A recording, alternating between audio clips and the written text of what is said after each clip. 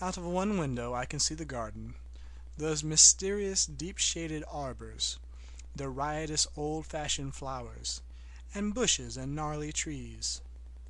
Out of another I get a lovely view of the bay and a little private wharf belonging to the estate. There is a beautiful shaded lane that runs down there from the house.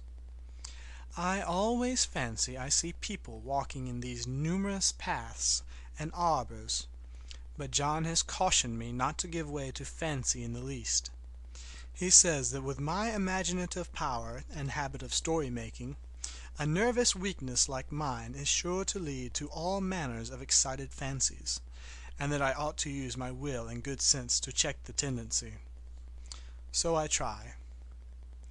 I think sometimes that if I were only well enough to write a little, it would relieve the press of ideas and rest me.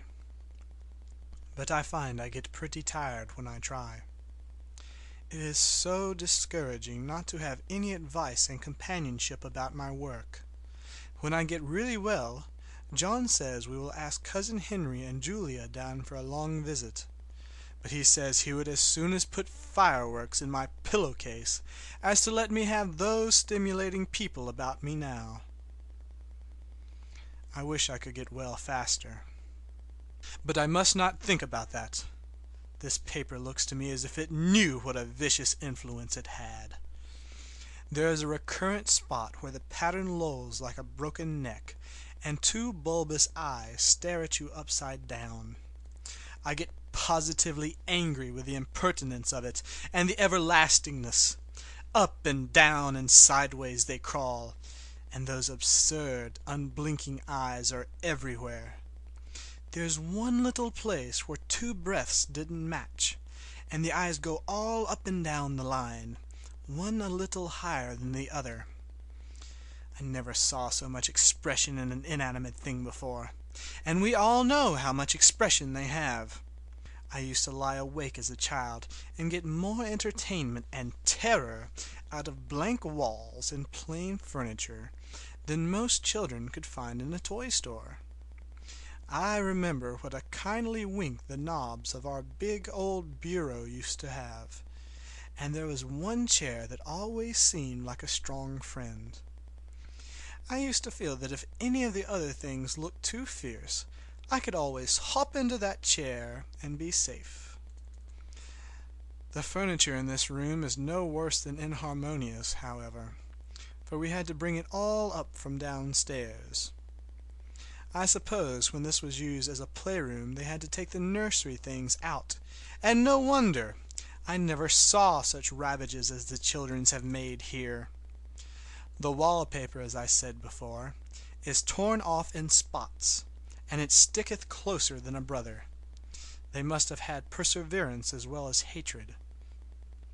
Then the floor is scratched and gouged and splintered. The plaster itself is dug out here and there, and this great heavy bed, which is all we found in the room, looks as if it had been through the wars. But I don't mind it a bit. Only the paper. There comes John's sister.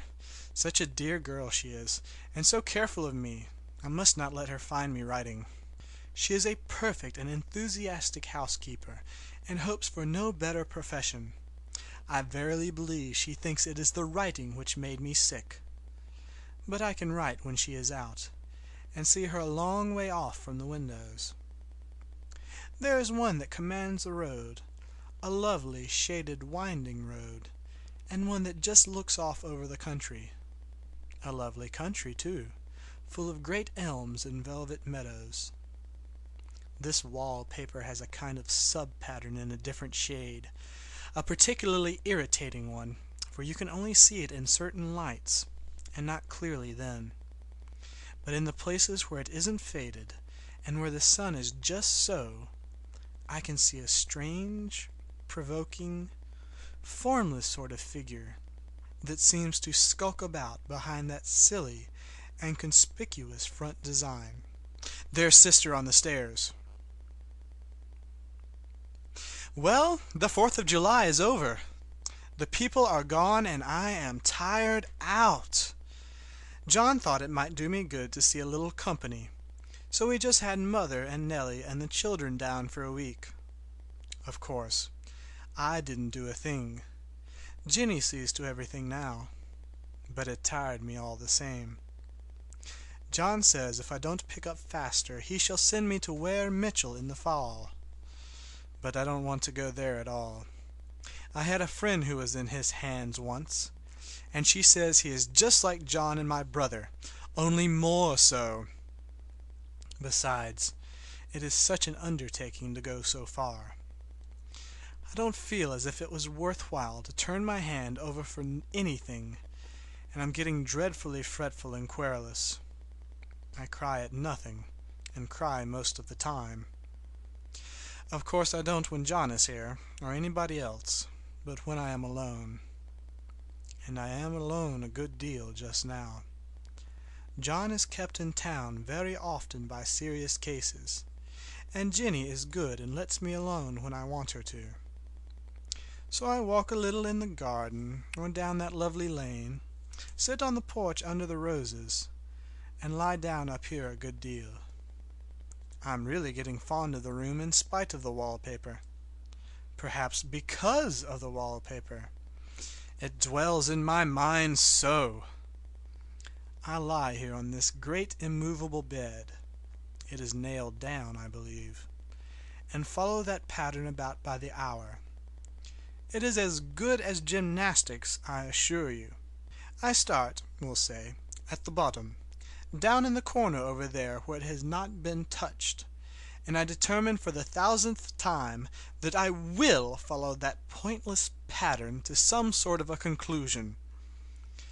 I know a little of the principle of design, and I know this thing was not arranged on any laws of radiation, or alternation, or repetition, or symmetry, or anything else that I ever heard of. It is repeated, of course, by the breadths, but not otherwise. Looked at in one way, each breadth stands alone, the bloated curves and flourishes, a kind of debased Romanesque with delirium tremens, go waddling up and down in isolated columns of fatuity. But on the other hand, they connect diagonally, and the sprawling outlines run off in great slanting waves of optic horror, like a lot of wallowing seaweeds in full chase. The whole thing goes horizontally, too. At least it seems so, and I exhaust myself in trying to distinguish the order of its going in that direction. They have used a horizontal breadth for a frieze, and that adds wonderfully to the confusion. There is one end of the room where it is almost intact, and there, when the cross-lights fade and the low sun shines directly upon it, I can almost fancy radiation after all. The interminable grotesques seem to form around a common center, and rush off in headlong plunges of equal distraction. It makes me tired to follow it. I will take a nap, I guess. I don't know why I should write this. I don't want to. I don't feel able. And I know John would think it absurd. But I must say what I feel and think in some way. It is such a relief. But the effort is getting to be greater than the relief. Half the time now I am awfully lazy, and lie down ever so much. John says I mustn't lose my strength, and he has me take cod liver oil and lots of tonics and things, to say nothing of ale and wine and rare meat. Dear John! He loves me dearly, and hates to have me sick. I tried to have a real earnest, reasonable talk with him the other day, and tell him how I wish he would let me go and make a visit to Cousin Henry and Julia. But he said I wasn't able to go, nor able to stand it after I got there, and I did not make out a very good case for myself, for I was crying before I had finished. It is getting to be a great effort for me to think straight. Just this nervous weakness, I suppose. And dear John gathered me up in his arms, and just carried me upstairs and laid me on the bed, and sat by me and read to me until it tired my head. He said I was his darling and his comfort and all he had, and that I must take care of myself for his sake, and keep well.